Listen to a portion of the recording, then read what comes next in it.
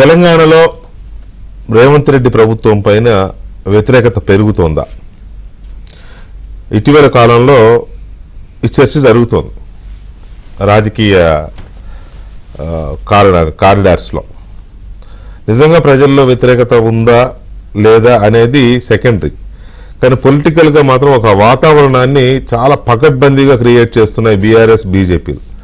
ఎంత పకడ్బందీగా అంటే ఒక లేయర్ని వేసేసాయి, ప్రజలకి ప్రభుత్వానికి మధ్య ఒక లేయర్ని వేసేసి ఇటు చూస్తే ప్రభుత్వం కనపడదు ప్రజలకి, అటు చూస్తే ప్రభుత్వం వైపు నుంచి ప్రజలు కనపడరు అనే ఒక రకమైన వాతావరణాన్ని క్రియేట్ చేసి ప్రభుత్వం పని అయిపోయింది, ప్రభుత్వం మీద వ్యతిరేకత వచ్చేసింది, ఈ ప్రభుత్వం ఎంతో కాలం ఉండదు, లేకపోతే ఈ ప్రభుత్వంలో సొంత పార్టీ ఎమ్మెల్యేలే ఇది చేస్తున్నారు. ఇట్లా రకరకాలుగా ఎన్ని రకాల మైండ్ గేమ్ ఆడాలో అన్ని రకాల మైండ్ గేమ్ ఆడుతున్నాయి ఒకవైపు నుంచి బీఆర్ఎస్, ఒకవైపు నుంచి బీజేపీ.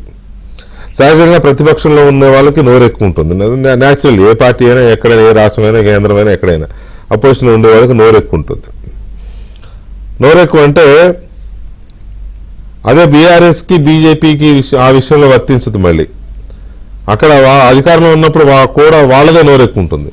బీఆర్ఎస్ అధికారంలో ఉంటే బీఆర్ఎస్దే నోరెక్కువ ఉంటుంది. ఎందుకంటే దాంట్లో వోకల్స్ ఎక్కువ, గలగల మాట్లాడేవాళ్ళు, మంచి మంచి స్పీచ్లు ఇచ్చేవాళ్ళు ఎక్కువ బీఆర్ఎస్లో. అది తెలంగాణ ఉద్యమంలో పనిచేసిన అనుభవం కావచ్చు, లేకపోతే సహజంగానే కేసీఆర్ గారి కుటుంబంలో ఉన్న జెనెటిక్ స్ట్రెంగ్త్ కావచ్చు. బ్రహ్మాండమైన వోకల్స్ ఉంటారు, దేన్ని ఎలాగైనా చెప్పి జనాన్ని మెప్పించగలరు, ఒప్పించగలరు. సమూహం బీజేపీలో కూడా బహుశా ఆర్ఎస్ఎస్ భావజాలం వల్ల కావచ్చు, లేకపోతే ఆ రకమైన స్పీచ్లు ఇచ్చి వాళ్ళలో కూడా విపరీతమైన వోకల్స్ ఉంటారు. అది ఏదో ఒక రకమైన అతివాదమో మితవాదమో ఏ రకమైన తీసుకున్నా కూడా ఒక రకమైన గట్టిగా చెప్పగలిగే వాళ్ళు, జనాన్ని ఒక రకమైన మైకంలోకి తీసుకెళ్ళగలిగే ఒక రకమైన హిప్నటిజం లాగా వాళ్ళని ఇచ్చేయగలిగే వాళ్ళు బీజేపీలో చాలా మంది ఉన్నారు. అయినా ఇప్పటిదాకా బీజేపీ అధికారంలోకి రాలేదు ఎందుకు తెలంగాణలో అంటే ఒక రకమైన సైద్ధాంతిక ఇబ్బందులు కావచ్చు. ఆ మాటకు వస్తే దక్షిణ భారతదేశంలోనే లేదు కదా, ఒక కర్ణాటక మినహాయిస్తే. కాబట్టి మన దగ్గర బీజేపీకి సంబంధించిన సిద్ధాంతం అంత తొందరగా రాదు, ఇప్పుడిప్పుడే బలపడుతోంది, దాన్ని మనం కొట్టిపారేయలేం, అది వేరే విషయం. అయితే కాంగ్రెస్ పార్టీకి ఉన్న మైనస్ ఏంటంటే కాంగ్రెస్ పార్టీలో వోకల్స్ కంటే ఫోకల్స్ ఎక్కువ. ఏంటి ఆ ఫోకస్ అంటే వాళ్ళకి పదవి మీద ఫోకస్ ఉంటుంది. ఎప్పుడు వాడిని లాగేద్దామా, మనం ఇప్పుడే కూర్చుందామా. ఒక రాజశేఖర్ రెడ్డి హయాం మినహాయిస్తే కాంగ్రెస్ పార్టీ చరిత్రలో రాష్ట్రంలో, తెలుగు ఉమ్మడి ఆంధ్రప్రదేశ్లో ఒక్క రాజశేఖర్ రెడ్డి హయాం మినహాయిస్తే ఎప్పుడు చూసినా ఎవరూ 2 ఏళ్ల కంటే ఉంచరు ముఖ్యమంత్రిగా. ఏడాది, 2 ఏళ్ళు, 6 నెలలు కూడా ఉన్న చరిత్ర, 3 నెలలు ఉన్న చరిత్రలు కూడా ఉన్నాయి. అంతే ఆ పార్టీ బై డిఫాల్ట్ అలా ఉంటుంది. ఆ పార్టీ అక్కడ ఎవరికి పార్టీ ప్రయోజనాలు, మన పార్టీ అధికారంలో ఉండాలి ఇది ఉండదు. మన పార్టీ అధికారంలో రాకపోయినా పర్లేదు, వాడవద్దు, ఇది ఉంటుంది ఎక్కువగా. సరే, ప్రజలు కావాలనుకున్నప్పుడు, ప్రజలు కోరుకున్నప్పుడు కాంగ్రెస్ పార్టీ అధికారంలోకి వస్తుంది. వచ్చిన తర్వాత చేసేవాడిని చేయనివ్వరు. కాళ్ళు లాగేవాడు ఉంటాడు, చేయి లాగేవాడు ఉంటాడు. ఇక మనం లాగలేకపోతున్నామంటే అవతలోడు కుప్పందిస్తూ ఉంటాడు, ప్రత్యర్థి కుప్పందిస్తూ ఉంటాడు. ఇది కాంగ్రెస్ పార్టీ ఇప్పుడున్న పరిస్థితి. అది జాతీయ స్థాయిలోనూ ఉంది. ఏమాట కాంగ్రెస్ పార్టీ జాతీయ స్థాయిలోనూ ఆ పార్టీ పరిస్థితి, అలాంటి పరిస్థితిని ఎదుర్కొంటోంది. పక్కనున్న కర్ణాటకలోనూ అదే పరిస్థితి, తెలంగాణలో ఇంకెక్కువగా ఉంది. తెలంగాణలో ఇప్పుడు ఒకరు కాదు ముఖ్యమంత్రి, తెలంగాణలో ప్రభుత్వంలో ఒకరు కాదు ముఖ్యమంత్రి, 5-6 ఉన్నారు ఖర్చులేసి రెడీగా. కాకపోతే ఏంటంటే రాజశేఖర్ రెడ్డి తర్వాత ఇంతో అంతో ఆ స్థాయిలో తన కమాండ్ని కాపాడుకుంటూ, తన పట్టుని నిరూపించుకుంటూ, అది అటు అధిష్టానం దగ్గర ఇటు కార్యకర్తల స్థాయిలో కూడా నిరూపించుకుంటూ రేవంత్ రెడ్డి కాస్త మెల్లమెల్లగా స్థిరపడుతున్నాడు. అయితే ఈ స్థిరపడడాన్ని సొంత పార్టీలో శక్తులు జీర్ణించుకోలేకపోతున్నాయి, ప్రత్యర్థి పార్టీలు ఎలాగూ జీర్ణించుకోలేవు. అందుకే ఒక రకమైన క్యాంపెయిన్ స్టార్ట్ చేశాయి. ఏంటది? ప్రభుత్వం పైన వ్యతిరేకత వచ్చేసింది. ఇంత తొందరగా వ్యతిరేకత ఏ ప్రభుత్వానికి రాలేదు, చాలా భయంకరంగా ఉంది.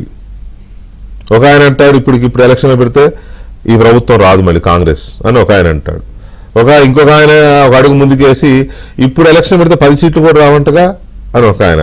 అంటే ఈ అంటగా అంటూ చెట్ల కింద పుట్ల కింద లేకపోతే రచమన్న దగ్గర కూర్చొని జనంలోకి ఎక్కిస్తున్నారు చాలా బలంగా. మరి అలా అని ప్రభుత్వం మీద వ్యతిరేకత లేదా అంటే డెఫినెట్గా ఉంది. ఎంత ఉంది అంటే అది మనం లెక్కేయడం కష్టం. ఒకసారి ఒక ప్రభుత్వం అధికారంలోకి వచ్చిన తర్వాత చాలా హై లెవెల్లో ఎక్స్పెక్టేషన్స్, కేసీఆర్ లాంటి నాయకుడిని, బీఆర్ఎస్ లాంటి పార్టీని గద్దెదించిన ప్రజలు ఎన్నో ఎన్నో ఎన్నో ఎన్నో ఎక్స్పెక్టేషన్స్తో, ఎన్నో అంచనాలతో, ఎన్నో ఆకాంక్షలతో, ఎన్నో ఆశలతో కేసీఆర్ మీద, బీఆర్ఎస్ పార్టీ మీద ఎంతో కసితో కాంగ్రెస్ పార్టీని అధికారంలోకి తెచ్చారు. ఆ పార్టీ అధికారంలోకి రావడానికి కారణం రేవంత్ రెడ్డి. అందులో రెండో మాట లేదు కదా, అది అందరికీ తెలిసిన విషయమే. రేవంత్ రెడ్డి మాటలు కావచ్చు, రేవంత్ రెడ్డి యాటిట్యూడ్ కావచ్చు, రేవంత్ రెడ్డి యాక్టివ్నెస్ కావచ్చు, అతని పోరాట పటిమ కావచ్చు, తిరగబడే తీరు కావచ్చు, ఏదైనా కారణాలు ఏవైనా వ్యక్తి సెంట్రిక్గా ఆనాడు రాజశేఖర రెడ్డి ఎలాగైతే లాక్కొచ్చాడో ఇప్పుడు ఆయన అలా లాక్కొచ్చాడు.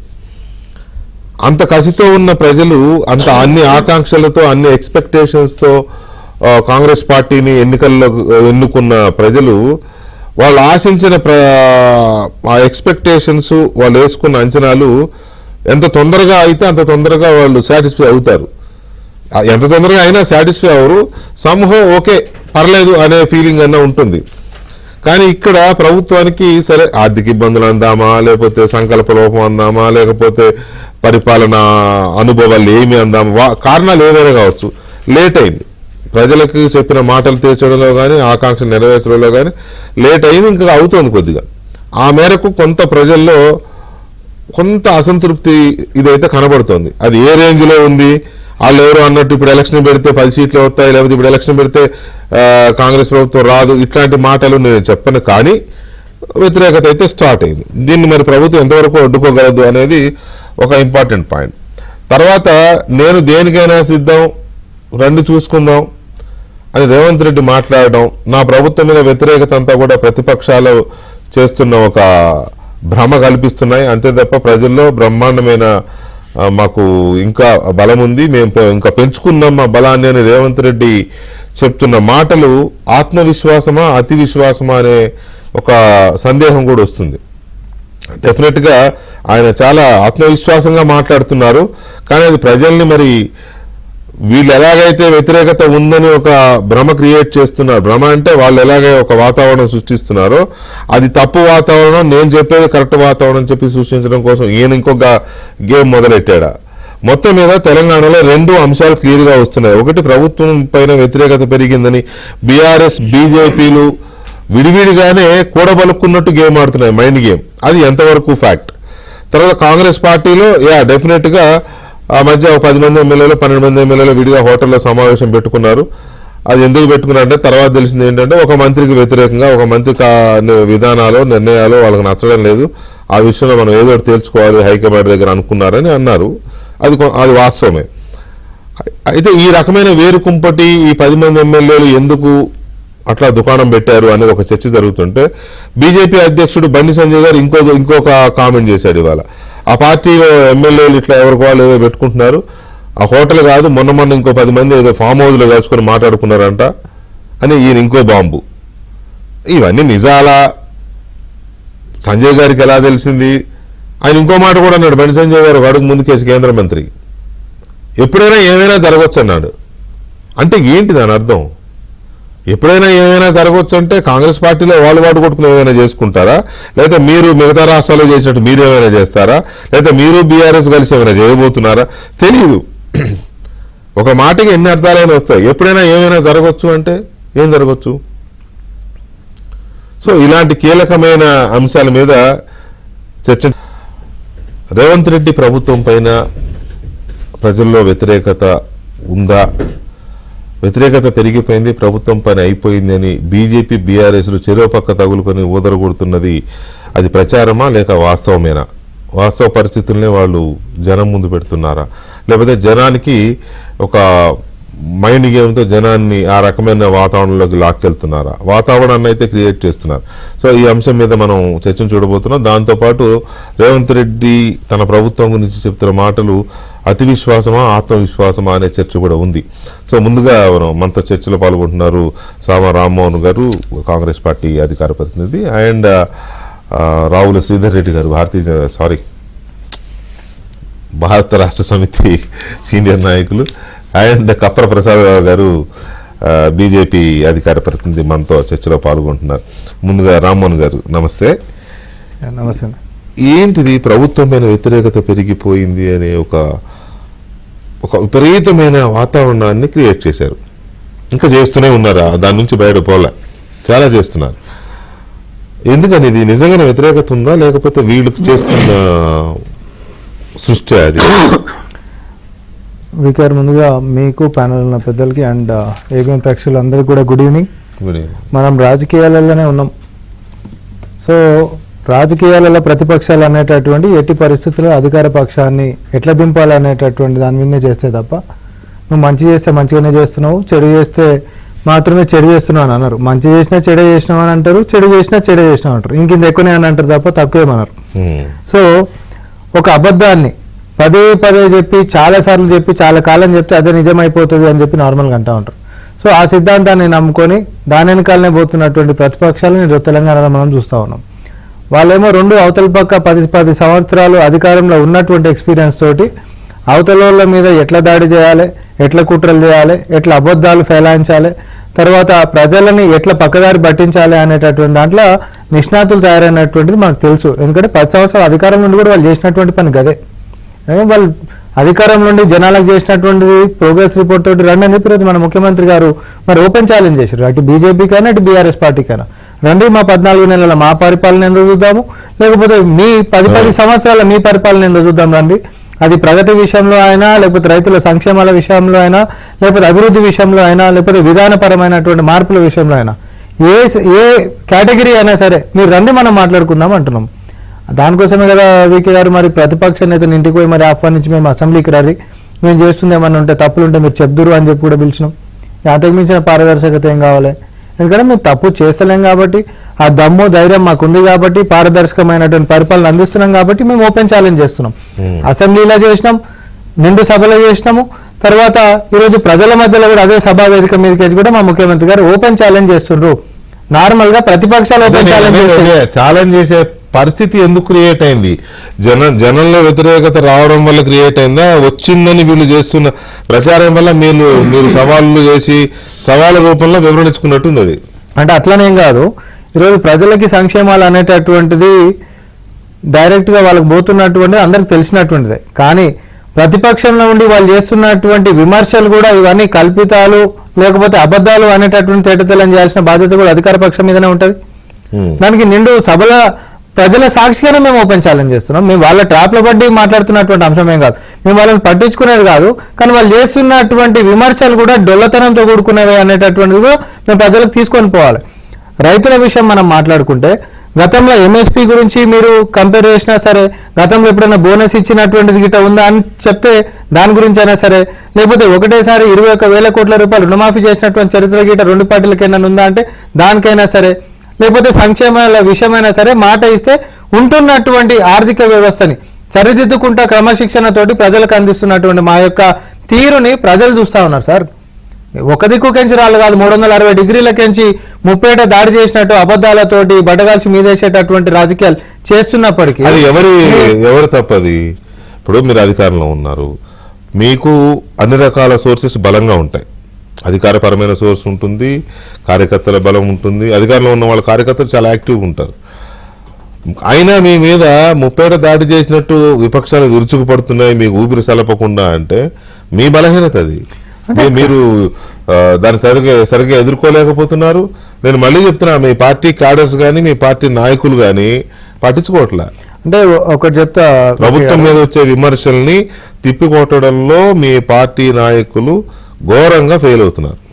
వెంకటకృష్ణ గారు, ఇది యాక్చువల్గా మేము అధికారంలోకి వచ్చిన తర్వాత 100 రోజులలోనే కూలిపోతుంది, ప్రభుత్వం నిలబడదు, మా శక్తి ఏందో చూపిస్తామని ఇద్దరు కలిసి ఛాలెంజ్ చేసినట్టు పార్టీలోకి వచ్చారులే.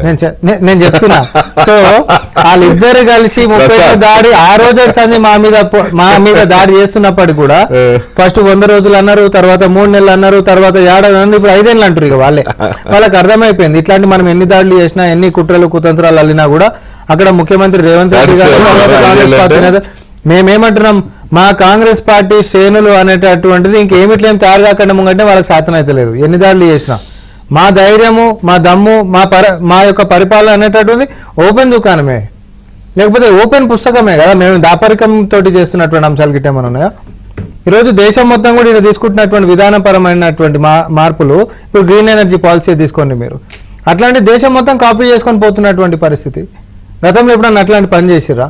మాదక ద్రవ్యాల మీద ఉక్కు పాదం మోపిన, రైతులకి ఎంఎస్పీ అనేది 48 గంటల నుంచి 72 గంటలనే క్రెడిట్ చేస్తున్నా, సన్నవడ్ల మీద 500 రూపాయలు బోనస్ ఇస్తున్నా, రుణమాఫీలు మనం చేస్తున్నా, ఉచిత రవాణా ఇస్తున్నా, ఆరోగ్యశ్రీ 5 లక్షల నుంచి 10 లక్షల వరకు మేము పెంచినా, లేకపోతే జాబ్ క్యాలెండర్ అనేటట్టుగా ఒకటే సంవత్సరంలో 54,000 కొలువులు మేము ఇచ్చినా, లేకపోతే ప్రకృతి బాగుండాలని చెప్పేసి ఈరోజు మేము తీసుకున్నటువంటి విధానపరమైనటువంటి మార్పులైనా నేను కొన్ని యాజ్ ఎ టోకెనే చెప్తున్నా.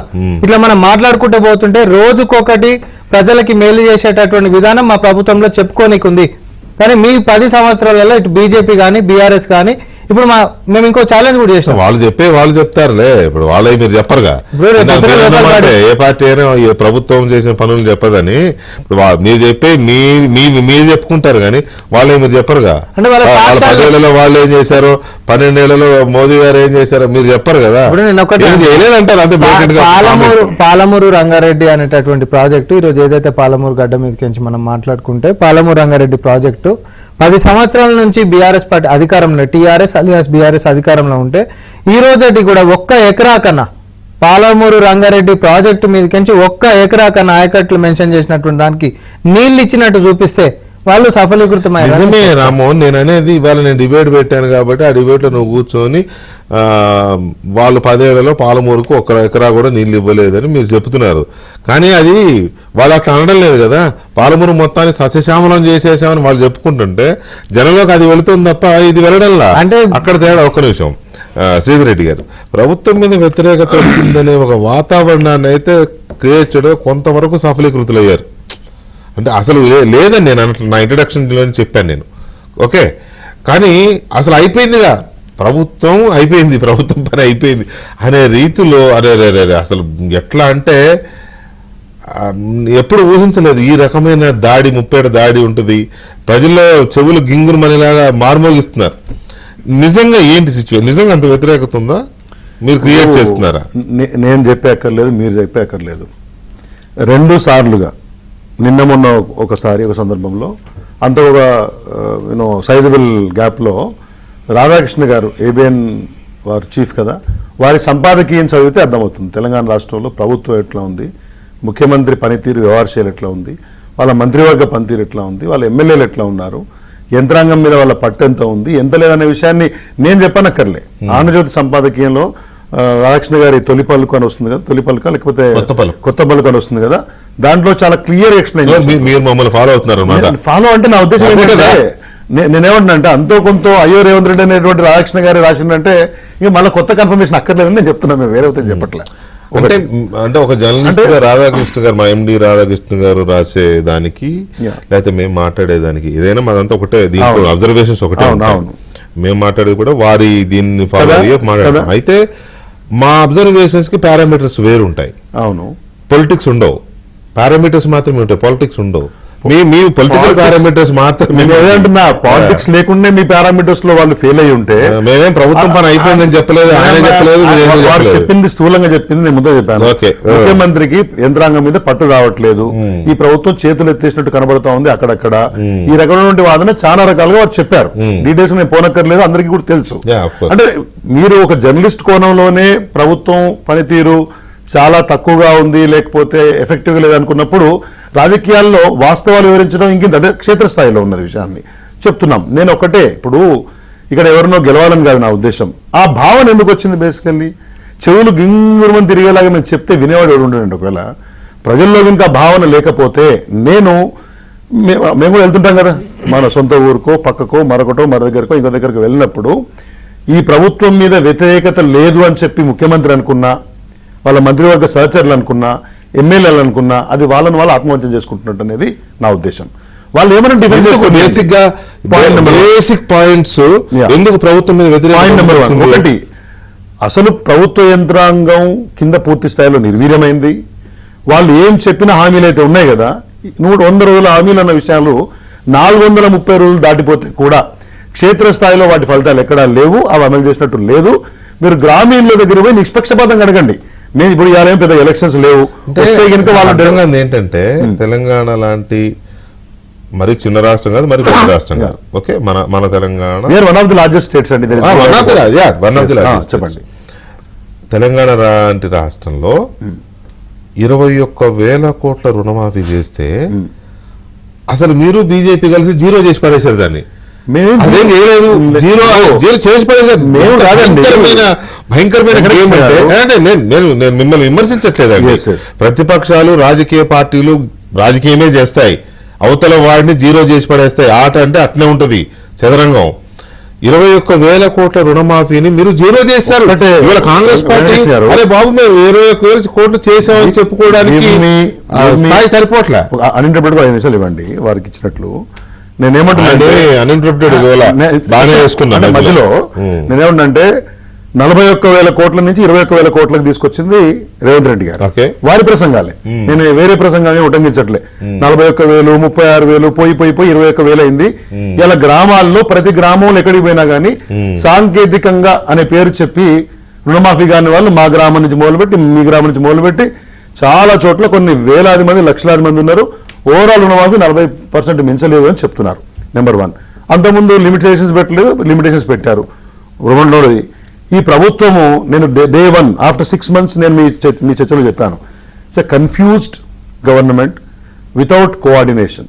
ముఖ్యమంత్రి మాటకు మంత్రివర్గంలో పట్టు లేదు, లేదా మంత్రివర్గం యొక్క వ్యవహార శైలికి కింద నేను చెప్తున్నాను చూడండి, ఇవ్వండి. ఇది వాస్తవం కనబడతా ఉంది.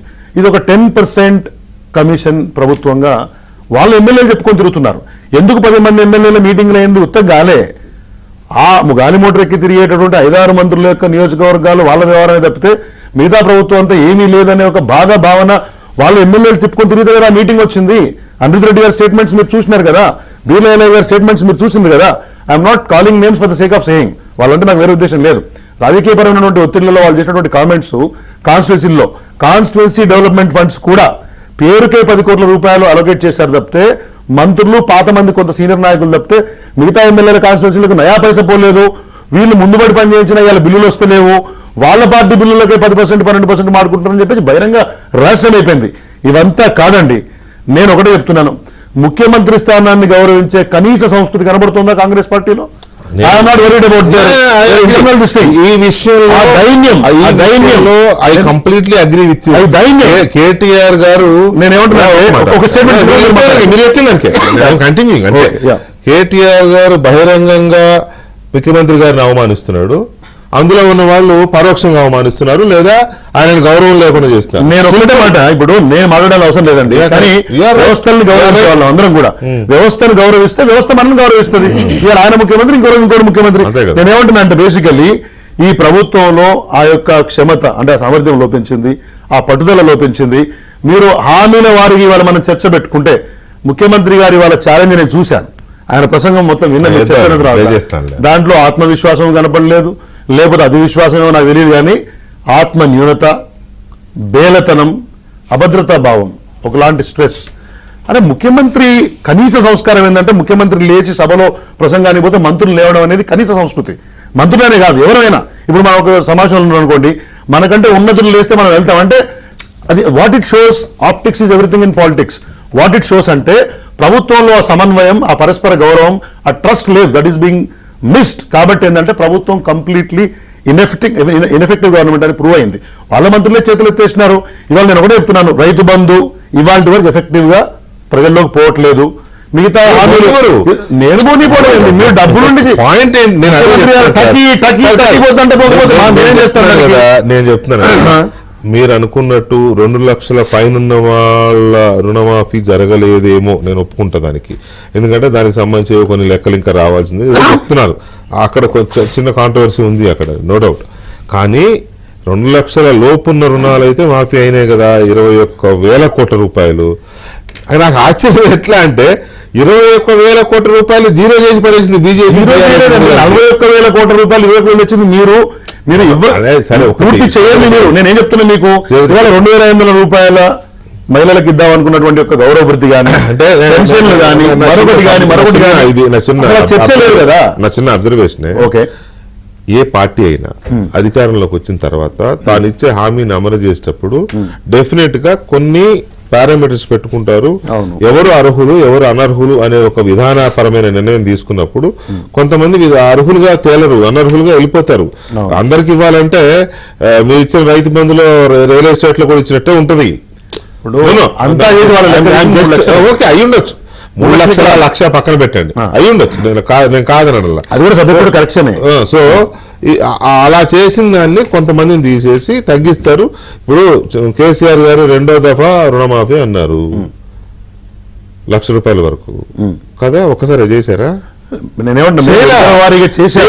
సంవత్సరాల వారీగా 25,000 మొదటి సంవత్సరం చేయలేదు, రెండో సంవత్సరం మొదటి సంవత్సరం 39,000 crores 1 year ఇవ్వలేదు. అసలు 1 year ఇవ్వలేదు. 10 సంవత్సరాల్లో 39,000 కోట్ల రూపాయలు రైతుల యొక్క ఖాతాల్లో రుణమాఫీ భయాన పడ్డది. ఇవాళ ఫైనల్ చెప్పాల్సి వస్తే ఆఖరికి నీళ్లు మీరు చెప్పింది వాటర్ మేనేజ్మెంట్ అది గమనించారు. అది జస్ట్ స్టార్ట్ అయింది, మధ్యలోకి వచ్చింది. కృష్ణా నీళ్లు ఆంధ్ర దూలుకుపోతే మాట్లాడారు,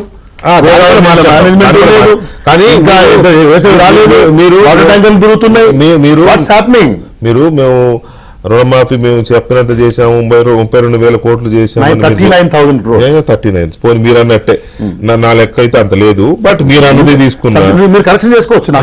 ఓకే, ఇప్పుడు మీరు చెప్పిందే తీసుకుంటా నేను. 39,000 crores మేము రుణమాఫీ చేశామని చెప్పినా మీరు ఎట్లా చేశారు అంటే ఇయర్లీ 25,000 చొప్పున చేశారు. అది జనానికి ఆ వచ్చిన 25,000 20% వడ్డీలకు సరిపోతుంది. ఒకసారి కడితే అప్పు తీరుతుంది కానీ లేకపోతే వడ్డీకి సరిపోతుంది. అది జనానికి అర్థమైంది కాబట్టి ఎలక్షన్ లో ఆ రకమైన నెగటివ్ జడ్జిమెంట్ వచ్చింది అన్ఫార్చునేట్లీ మీ సైడ్ నుంచి.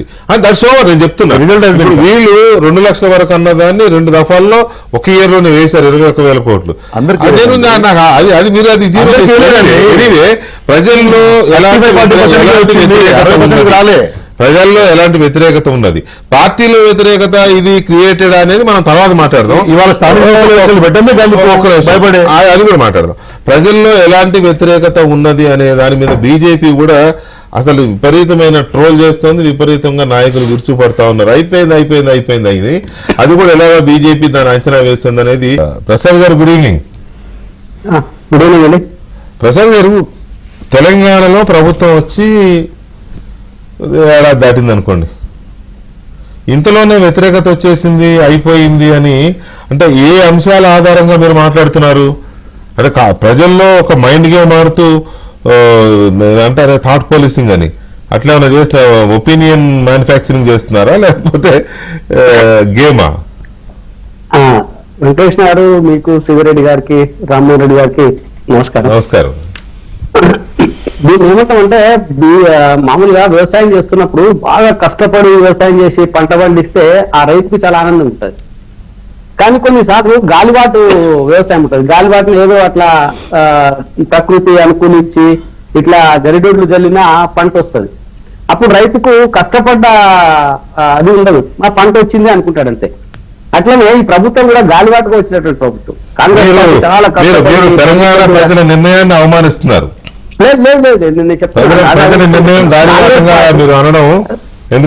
కాంగ్రెస్ పార్టీ చాలా కష్టపడి గత టీఆర్ఎస్ ప్రభుత్వం మీద బాగా కొట్లాడి తెచ్చినటువంటి ప్రభుత్వం కాదు ఇది. ఆ ప్రభుత్వం మీద ఉన్నటువంటి వ్యతిరేకత అలా గాలివాటుగా వచ్చి ఈ కాంగ్రెస్ పార్టీకి తోడు కావడం వల్ల వచ్చినటువంటి ప్రభుత్వం. అందుకే గాలివాటుగా వచ్చినటువంటి ప్రభుత్వం గాలివాటుగా సాగుతున్నటువంటి పాలన ఇప్పుడు మనకు స్పష్టంగా కనబడతాం. అంటే ఎటొస్తే అటు తోసుకుపోవడం, ఒక నిర్ణయం స్పష్టంగా లేదు. ఇప్పుడు రామ్మోహన్ రెడ్డి గారు బోనస్ గురించి చెప్పారు. బోనస్ అనేది పెద్ద ఒక అంటే దాన్ని బోగస్ అనం కానీ బోనస్ అనేది పూర్తిగా అందరి రైతాంగానికి వచ్చినటువంటి అది కాదు. మీరు చెప్పినటువంటి రైతు రుణమాఫీ కూడా బోనస్ విషయంలో ఏమన్నారు మీరు? బోనస్ బోగస్ పూర్తిగా అనను కానీ చాలా కొద్ది అంటే సన్న ఓట్లకు మాత్రమే ఇచ్చిండ్రు. సన్న ఓట్లు అనేటువంటిది ఈ that is true, that is true. మీరు ఇందాక మేము కూడా బ్రేక్ లో మాట్లాడుతున్నప్పుడు నేను కొంతమంది రైతులు, అంటే మనంతా రైతు వారి కుటుంబాలు కాబట్టి కొంతమంది రైతులు నాకు స్వయంగా చెప్పిన మాట ఏంటంటే, అంటే ఇది అతిశయోక్తి అనిపించవచ్చు, నేను ఈ మాట మాట్లాడితే అతిశయోక్తి అనిపించవచ్చు, కానీ కొంతమంది రైతులు ఏమంటున్నారంటే రైతు బంధు లేకపోయినా పర్వాలేదు, ఈ బోనస్ ఏదైతుందో దీన్ని దొడ్డు రకాలకు కూడా వర్తింపజేసి అన్ని పంటలకు బోనస్ ఇస్తే ఇది చాలు మాకు హ్యాపీ అంటున్నారు. కానీ అది లేదా చేయలేదు, అదొకటి. తర్వాత రెండోది అది మంచిదే కదా, అది మంచి మార్కులు అన్నట్టే కదా రైతుల వైపు నుంచి. రైతుల వైపు నుంచి బోనస్ అందరికీ ఇస్తే మంచి మార్కులు. ఇక అందరికంటే తృప్తి ఎక్కడ ఉంటుందండి మీకు? అపోజిషన్ లో ఉన్న వాళ్ళకి తృప్తి ఉండవు కదా.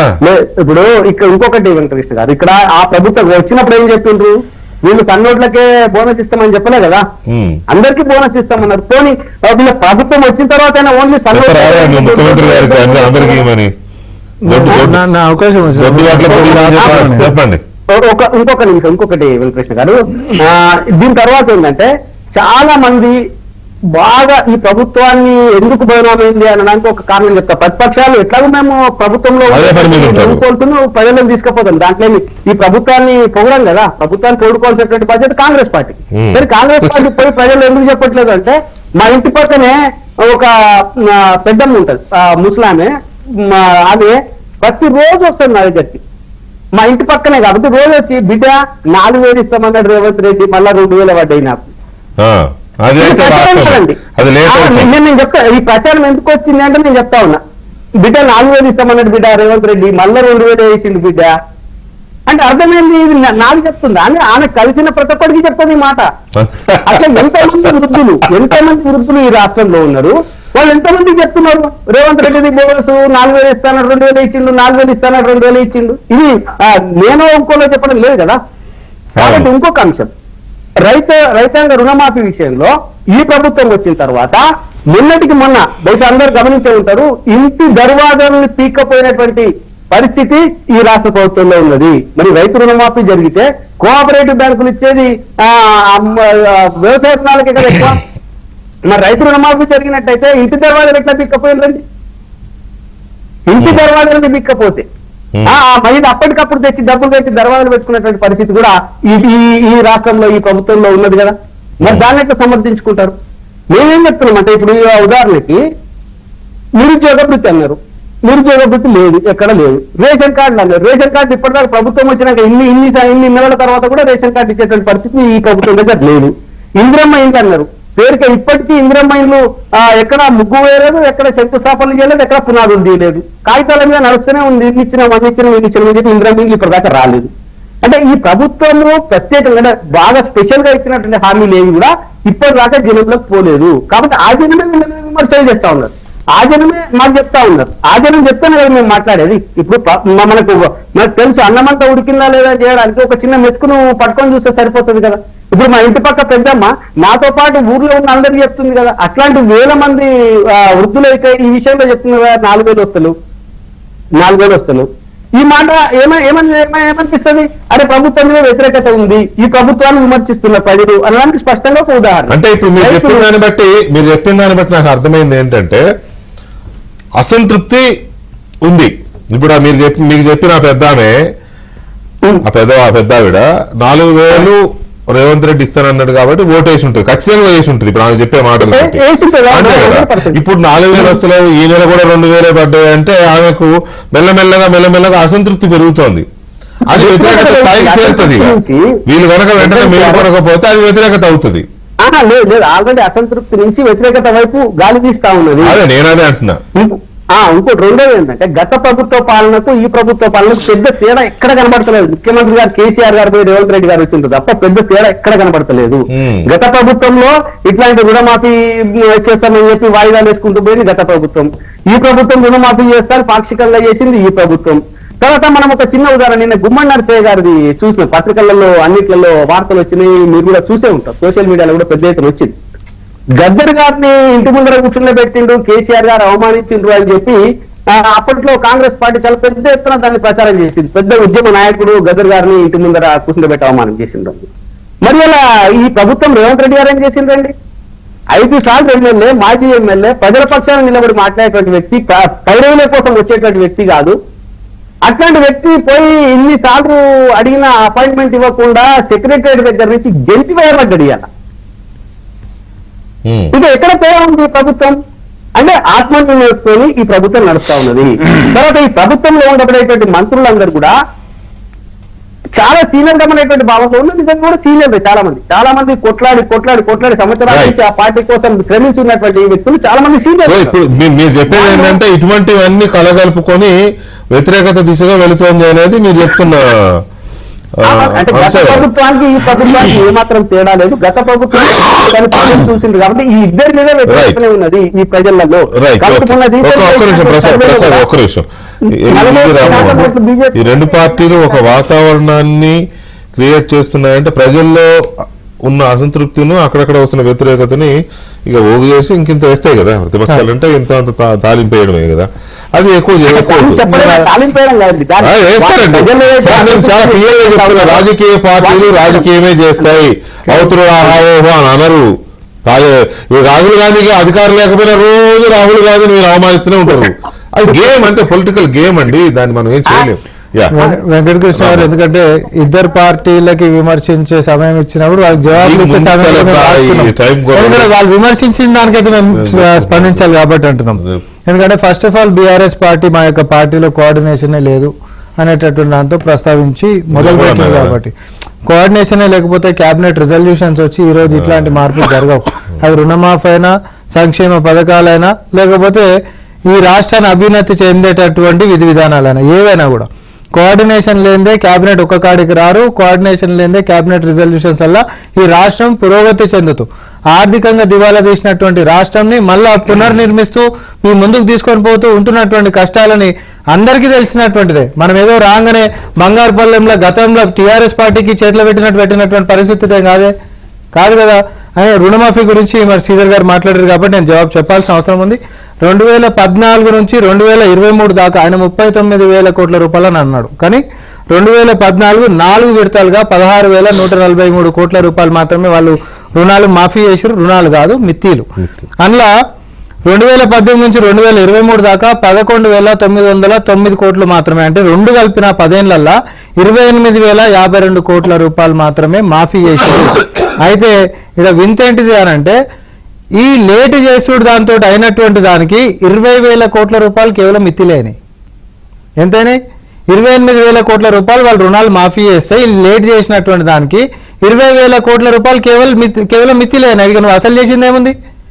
జనాలకి ఊరిల్లు ఇచ్చుకుంటే మళ్ళీ ఎన్నికలు రాగానే ఇక రుణమాఫీ చేస్తున్నా ₹1,00,000 చేస్తే బడ్జెట్ ఎక్కువైతే 99,999 బాటా చొప్పుల రేట్ వేసినట్టు మీరు సర్కస్ ఆడినటువంటి పరిస్థితులు ఎవరికి తెలియదు. బీజేపీ అని అంటారా బోనస్ గురించి మాట్లాడిండ్రు, సన్న బియ్యం గురించి మాత్రమే ఇచ్చిండ్రు, వాళ్ళు చెప్పింది దొడ్డు బియ్యం కోసం కూడా కదా అని. మేమేమన్నామంటే ఉద్యమ సమయం నుంచి కూడా పేద ప్రజలకి అంటే రేషన్ షాపులలో కూడా నీ మన్మడైనా నా మన్మడైనా ఒకటే బియ్యం తినాలని చెప్పి ఆ రోజు ఉద్యమాన్ని ముందుకు నడిపేటటువంటి దాంట్లో పెద్ద పలుకులు పలికినటువంటి కేసీఆర్ గారు 10 సంవత్సరాలలో కనీసం తెలంగాణ ప్రజలకి సన్న బియ్యం ఇయ్యలేకపోయినా అనేటటువంటి వాస్తవాన్ని నేను ఒకసారి మళ్ళా గుర్తు చేస్తా ఉన్నా. పేదోడు సన్న బియ్యం ఎందుకు తినొద్దు? సన్న బియ్యం ఉత్పత్తి పెరగాలి అని అంటే సన్న బియ్యం మీద మనం బోనస్ ఇద్దాము, తద్వారా సన్న బియ్యం ఉత్పత్తి పెరుగుతుంది. ఆ ఉత్పత్తితో రేషన్ షాపులలో కూడా మనం సన్న బియ్యం ఇస్తే తద్వారా పేదవాళ్ళందరూ కూడా సన్న బియ్యం తినాలనేటటువంటి ఒక సంకల్పంతో మేము సన్న బియ్యం మీద బోనస్ అనేటటువంటి 100%. ఎందుకంటే అందరు సన్న బియ్యం తినాలి, సంక్షేమంలో మేము ఆ ఖర్చును భరించుకొని అయినా మనం సన్న బియ్యం పెడదాం అనేటటువంటి ఆలోచనతో ముఖ్యమంత్రి గారు చేసిండ్రు. దీంట్లో తప్పేముందండి? 100% బాగుంటది. ఇప్పుడు ఏదైనా ప్రజలకి వెంకటకృష్ణ గారు మంచి పని చేయబోతే ఆయన పక్కన పెద్దమని అడిగింది కానీ రామ్మోహన్ గారికి ఒక ప్రశ్న. మీరు చెప్పినటువంటి మాట ప్రోత్సాహం కోసం బోనస్ ఇస్తామని చెప్పలేదు. ప్రతి ఒడ్ల గింజకి బోనస్ ఇస్తాం, ప్రతి పంటకి ఇస్తామని చెప్పి చెప్పిండ్రు. ఇప్పుడు ప్రోత్సాహం కోసం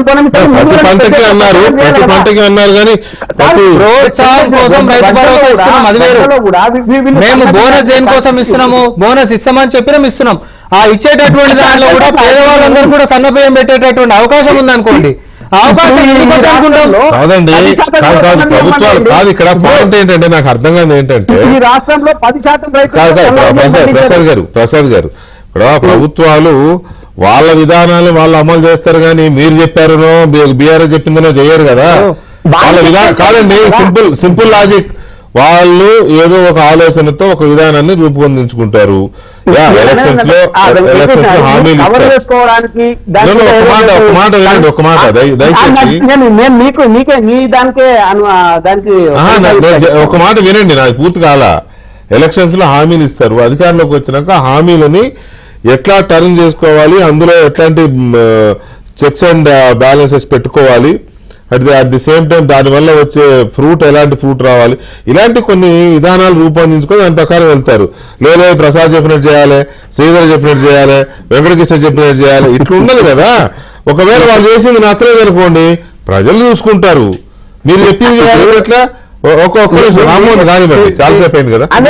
గారికి క్వశ్చన్ ఇది. నేను చెప్పేది ఏంటంటే, మీరు ఏదైతే చెప్పిండ్రు, మేము ప్రసాద్ చెప్పినట్టో లేకపోతే శ్రీరెడ్డి చెప్పినట్టు ఏమంటారు, రామ్మోహన్ రెడ్డి గారు ఏం చెప్పినో గదే చేయమంటున్నాం.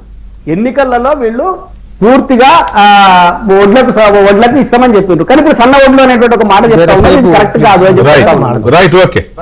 ఎందుకనంటే బీఆర్ఎస్ ఇంకా అయిపోలేదు, తర్వాత ఇప్పుడు బీఆర్ఎస్ 10% కమిషన్ అని చెప్పి మా మీద ఆరోపణలు చేస్తుంది, విమర్శలు చేస్తుంది.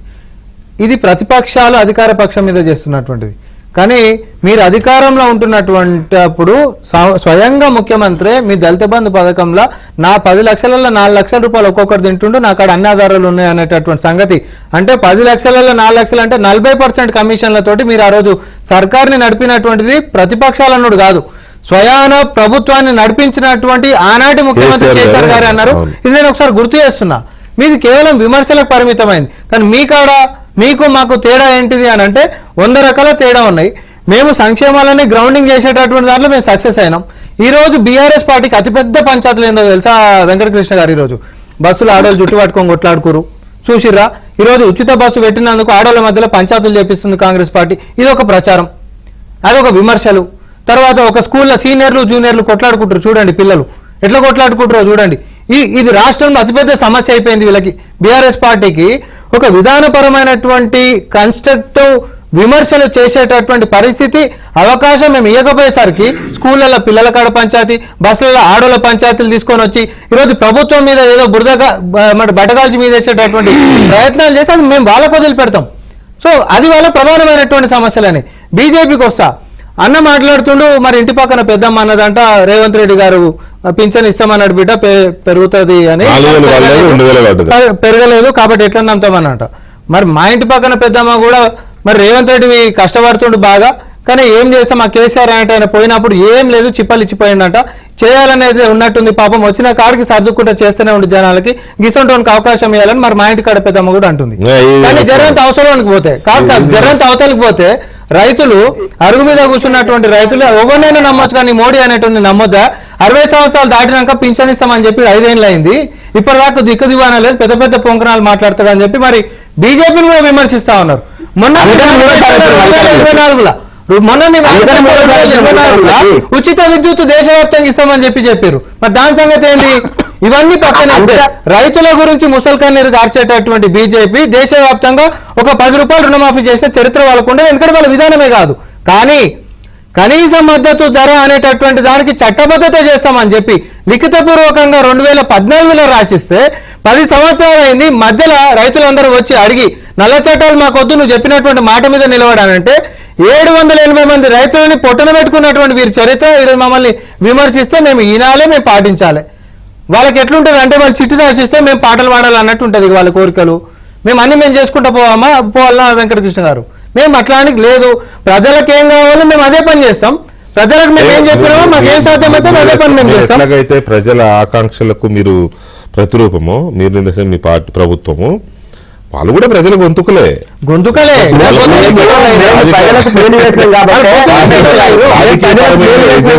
నాకు ఒక నిమిషం ప్రసాద్,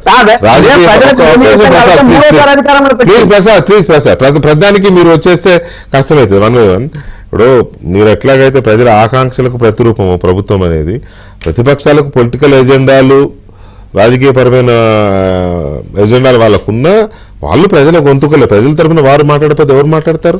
మేము మాట్లాడతాం, వారు మాట్లాడతారు. వికే గారు ఇప్పుడు గొంతు బిస్కెట్ వల్ల తర్వాత అది ప్రజలు చెప్తారు. కానీ నేను ఒక విషయం అయితే నేను చెప్తాను, ఎందుకంటే ఇందిరమ్మ ఇండ్ల గురించి కూడా మనం మాట్లాడతాం. ఎందుకంటే స్వయంగా ముఖ్యమంత్రి గారు ఛాలెంజ్ చేశారు కాబట్టి ఇందిరమ్మ ఇండ్లు ఉంటున్నటువంటి ప్రతి ప్రాంతంలో మాత్రమే మేము పోటీ చేస్తాం. సేమ్ అట్లనే బీజేపీ గిట్ట చేసినటువంటి కాడ మీరు చేయాలి, బీఆర్ఎస్ కూడా ఏదో డబుల్ బెడ్రూమ్ ఇల్లు కట్టించిందో ఆడనే చేయాలి. ఈ ఛాలెంజ్కి ఓకేనా నన్ను? మరి దానికి సిద్ధమా? ఎందుకంటే ఈ 10 సంవత్సరాలలో పిఎం ఆవాస్ యోజన రూరల్ కింద అంటే ఊర్లలో కేంద్ర పథకం కింద ఇల్లు కట్టించేటటువంటి దాంట్లో తెలంగాణలో ఒక్క ఊర్లో ఒక్క ఇల్లు ఒక ఇటుకే పిల్లకు ₹1 పైసలు ఇవ్వలేదండి కేంద్రం. ఈ 10 సంవత్సరాలలో ఒక ఇటుకే పిల్లకు ఒక పైస ఇవ్వలే. వీళ్ళు ముఖం పెట్టుకొని మళ్ళీ స్థానిక సంస్థలకు వచ్చి ఈ ప్రభుత్వం చక్కగా చేస్తలేదు, మేము మాత్రం ఘనాపాటి చేస్తున్నాం అని చెప్పి చెప్తా ఉంటారు. ఎవరిని పిచ్చోళ్ళని చేద్దామని గుమ్మై నరసయ్య గారి గురించి చెప్పిండ్రు. ఆయన సెక్రటేరియట్ కాడికించంట మేము మెడవటి గెంటేసినాం అన్నట్టు. ఇట్లాంటి మాటలు మాట్లాడొచ్చా అండి? అసలు జరిగినటువంటి ఘటన ఏడా, మిస్కమ్యూనికేషన్ ఏడైంది ఇంటికాడ, బయట అయితే అదే జరుగుతుంది. ఫస్ట్ ఆఫ్ ఆల్ సచివాలయం కాడ కానే కాదు. ఆయన వచ్చినటువంటి సంగతి ముఖ్యమంత్రి గారి దాకా చేరవేయలేదు. ఆ విషయంలో కమ్యూనికేషన్ గ్యాప్ వచ్చింది. తర్వాత ఇమీడియట్ గా ముఖ్యమంత్రి గారి దగ్గర నుంచి సమాచారాన్ని కూడా అందించడం జరిగింది. ఇమీడియట్ గా అపాయింట్మెంట్ ఫిక్స్ చేసిండ్రు, కలిసేటటువంటి ఏర్పాటు కూడా చేసిండ్రు. అదే గతంలో గద్దర్ గారిని ఎండలో నిలబెట్టించి గంటల కొద్దీ సీతక్కర్ కూడా సెక్రటరీ గేట్ బయట కూర్చోబెట్టారు అందరినీ. అట్లాంటి వాళ్ళ సొంత కేబినెట్ హోంమంత్రిని కూడా గంటల కొద్ది కార్లనే కూర్చోబెట్టి యూటర్న్ కొట్టించి పంపించినటువంటి మనం గతంలో చూసినాం. కానీ ఈ రోజు మా దృష్టికి రాగానే మేము కలిసేటటువంటి అపాయింట్మెంట్లు ఇచ్చినాం. మరి అదే గద్దర్ గారికి గతంలో అపాయింట్మెంట్లు ఇచ్చి పిలుచుకొని మాట్లాడిన చరిత్ర లేదు కదా. సో ఇవాళ మహబూబ్ నగర్ లో రేవంత్ రెడ్డి గారు ఒక సవాల్ చేశారు ఈ ప్రచారం మీద. ఇది ప్రభుత్వం మీద వ్యతిరేకత పెరిగిపోయింది, ఈ ప్రభుత్వం పని అయిపోయిందని బీఆర్ఎస్ బీజేపీలు చేస్తున్న ప్రచారం మీద ఇవాళ ఆయన పబ్లిక్ గా ఒక సవాల్ చేశారు. అది ఒకసారి చూద్దాం. మరి నేను 5 ఏళ్లు హరీష్ రావు సాగునీటి పారుదల శాఖ మంత్రి, 5 ఏళ్లు చంద్రశేఖరరావు గారు సాగునీటి పారుదల శాఖ మంత్రి. మరి నేను ఇవాళ అడుగుతున్నా, పాలమూరు అక్కనే ఉంది, కల్వకుర్తి అక్కనే ఉంది, భీమా ఎండిపోయింది, కోయిల్ సాగర్ ఆరిపోయింది, ఈ రోజు ఆర్డీఎస్ అట్లనే ఉండిపోయింది. మా ప్రాజెక్టులు ఎందుకు పూర్తి చేయలే, మా పాలమూరు కష్టాలు ఎందుకు తీరవలేదని నేను అడుగుతున్నా. ఈ నీళ్లు మాకు నాగరికతను ఎందుకు తేలే, ఈ నీళ్లు మాకు పసిడి పంటలు ఎందుకు తీయలే, ఈ నీళ్లు మాకెందుకు కన్నీళ్లు మిగిలిచ్చినాయని నేను అడుగుతున్నా. ఈ నీళ్లు మా భూములు ఎడారుగా మారడానికి, ఈ నీళ్లు మా ప్రజలు వేలాదిగా వలసలు పోవడానికే పనికొచ్చినాయి తప్ప మా జీవితాలలో వెలుగులు వచ్చినాయని నేను అడుగుతున్నా. ఈ పాపం నీది కాదా చంద్రశేఖరరావు? ఈ పాపం నీదే కదా? 10 ఏళ్లు వచ్చిన తెలంగాణ రాష్ట్రంలో 2 లక్షల కోట్ల రూపాయలు సాగునీటి ప్రాజెక్టుల కోసం ఖర్చు పెట్టినావు కదా. 1,00,000 కోట్లు కాళేశ్వరం కట్టినావు, 1,00,000 కోట్లల్లా 1,000 కోట్లు మింగినావు. కట్టిన కాళేశ్వరం కుప్పగూలిపోయింది. ఇంతకంటే దిక్కుమాలిన ప్రాజెక్ట్ ఇంకెక్కడైనా ఉంటుందా అని నేను చంద్రశేఖరరావుని అడుగుతున్నా. ఇవాళ మా ప్రాజెక్టులు పడావు పెట్టి మా నిధులు నీళ్ళేమో రాయలసీమ తరలించకపోయింది, నిధులేమో నువ్వు తరలించకపోయినావు, పదవులేమో నీ ఇంట్లోకి వచ్చినాయి, పాపాలేమో మాకు వచ్చినాయి. ఇవాళ ఈ పాపాలు ఈ కష్టాలు ఎంతకాలం మేము ఎదుర్కోవాలని నేను అడుగుతున్నా. అందుకే మిత్రులారా, ఇవాళ మన మీద పగబట్టిండు. 10 ఏళ్ళు ముఖ్యమంత్రి ఉన్నాయన, మన పరిపాలన బాగలేదంటుండు. నేను అడుగుతున్న ఇక్కడికి వచ్చిన సోదరులు తెలంగాణ ప్రజల్ని, 10 ఏళ్ళు కేసీఆర్ ముఖ్యమంత్రి ఉన్నాడు, 12 ఏళ్ళు నరేంద్ర మోడీ ప్రధానమంత్రి ఉన్నాడు. ఇవాళ చర్చకు సిద్ధమా? కిషన్ రెడ్డి గారు మీ పార్టీ ప్రెసిడెంట్ గా నువ్వురా, కేంద్ర మంత్రిగా నువ్వురా, చంద్రశేఖరరావు గారు ప్రతిపక్ష నాయకుడిగా నీ పార్టీ ప్రెసిడెంట్ గా నువ్వురా, కాంగ్రెస్ పార్టీ నుంచి ముఖ్యమంత్రిగా నేను వస్తా. 12 ఏళ్ళు మోడీ పరిపాలన మీద, 10 ఏళ్ళు చంద్రశేఖరరావు పరిపాలన మీద, 12 నెలల మా పరిపాలన మీద, ప్రజా పరిపాలన మీద చర్చ చేయడానికి నేను సిద్ధంగా ఉన్నా. చర్చలో ఓడితే ముక్కు నేలకు రాస్తా అని చెప్పి నేను ఈ సందర్భంగా సవాలు విసురుతున్నా. సో అది ఏదైతే ప్రజల్లో వ్యతిరేకత ఉంది తన ప్రభుత్వం మీద అనే దాని మీద బీజేపీ బీఆర్ఎస్లు పదే మాట్లాడుతూ ఒక వాతావరణాన్ని క్రియేట్ చేస్తున్నాయో, 10 ఏళ్ల బీఆర్ఎస్ పరిపాలన మీద, 12 ఏళ్ల మోదీ పరిపాలన మీద, 12 నెలల నా పరిపాలన మీద బహిరంగ చర్చకు సిద్ధం అనేది రేవంత్ రెడ్డి గారు ఇస్తున్న సవాల్. ఇక ఆ చర్చ అయ్యేది లేదు, పాడలేదు, కానీ ఆ చర్చ ఎవరు పెట్టాలి? వీళ్ళు ముగ్గురు ఎక్కడ కూర్చోవాలి? పోనీ మోదీ గారు అంటే మోదీ గారి తరఫున కిషన్ రెడ్డి గారు ఒకవేళ రాడు, నాకు తెలిసి 100% రాడు. కేసీఆర్ గారు అసెంబ్లీకే రాడు, చర్చకే ఆడతాడు. ఇక ఆయన రాడు. ఒక్క నిమిషం సార్, ఒక్క నిమిషం. ఇక ముఖ్యమంత్రిగా ఈయన వాళ్ళు వస్తే ఈయన పోవాలి, వాళ్ళు రారు, ఈయన పోడు.